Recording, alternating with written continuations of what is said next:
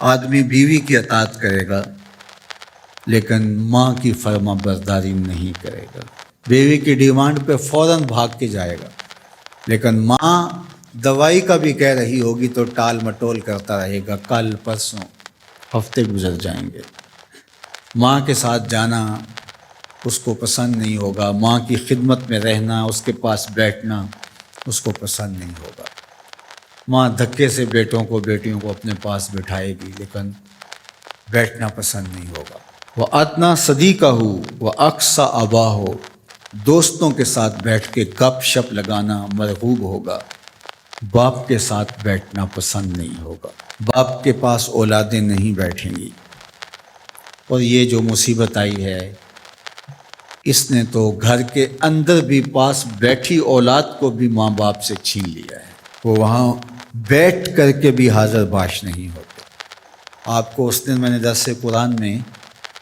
جو مضمون رکھا تھا اس میں ایک لفظ تھا وَبَنِينَ شَهُودًا، وہ بیٹے جو حاضر باش ہوں وہ نعمت ہوتے ہیں، جو باپ کی خدمت میں بیٹھے ہوں، باپ کے پاس بیٹھتے ہوں، باپ کے ساتھ جڑے رہتے ہوں وہ نعمت ہوتے ہیں، اور جو باپ سے جان چھڑاتے رہتے ہوں، جی چراتے رہتے ہوں، پھنس گئے تو 2 منٹ بیٹھ گئے ورنہ نہیں، بالخصوص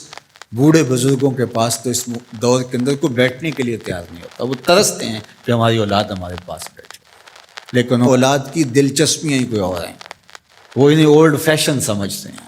پرانے زمانے کے لوگ دقیانوس، ان سے ہم بات بھی کیا کریں، یہ ہمارے زمانے کی باتیں نہیں سمجھتے۔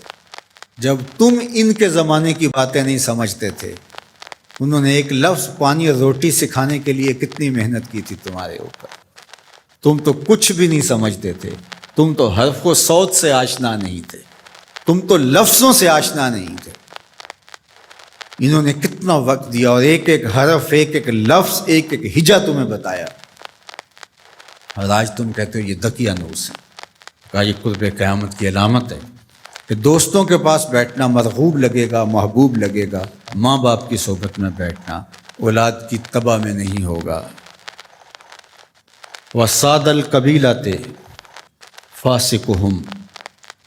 اور قبیلے کا جو سردار ہے وہ فاسق و فاجر ہوگا۔ سرداری، قبیلے کا بڑا بننا، خاندان کا بڑا ہونا، یہ صلاحیت کی وجہ سے نہیں، تقوی کی بنیاد پر نہیں،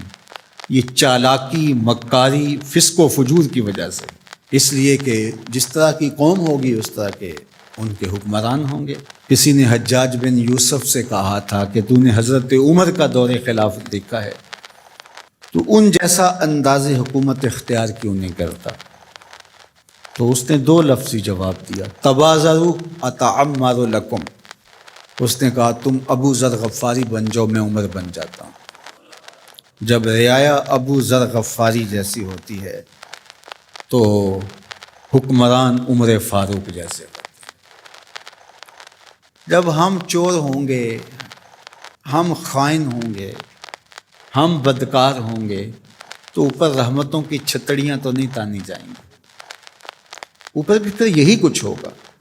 ایک روایت میں آتا اعمالکم امالکم، تمہارے اعمال ہی تمہارے حکمران ہوں گے۔ فرمایا کہ وہ اس بات پہ قادر ہے کہ وہ تمہیں اوپر سے بھی عذاب دے سکتا ہے، وہ چاہے تو نیچے سے بھی عذاب دے سکتا ہے۔ حضرت عبداللہ ابن عباس رضی اللہ تعالیٰ عنہ فرماتے ہیں اوپر کا عذاب یہ ہے تمہارے حکمران نااہل ہوں، اور نیچے کا عذاب یہ ہے تمہاری اولاد نافرمان ہوں، اور تم ایک دوسرے سے لڑنے لگ جاؤ، ایک خاندان کے لوگ شریکہ برادری کے نام سے ہر وقت ایک دوسرے کی ٹو میں رہیں، یہ عذاب نہیں تو اور کیا ہے؟ ہر وقت بھائی بھائی کو نقصان پہنچانے کے چکر میں رہے،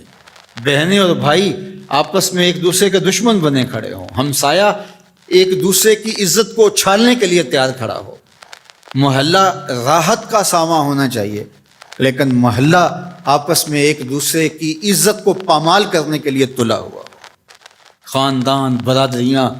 جو کہ وحدت کی علامت ہونی چاہیے، یہ ایک دوسرے کو اذیت دینے کے لیے، تکلیف پہنچانے کے لیے،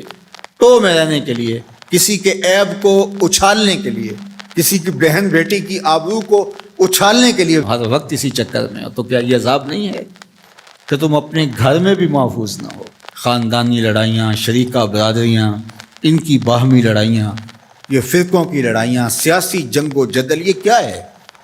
یہ اللہ کے عذاب کی ناراضگی کی صورتیں ہیں۔ اللہ تعالی ہمیں سچی توبہ کی توفیق دے۔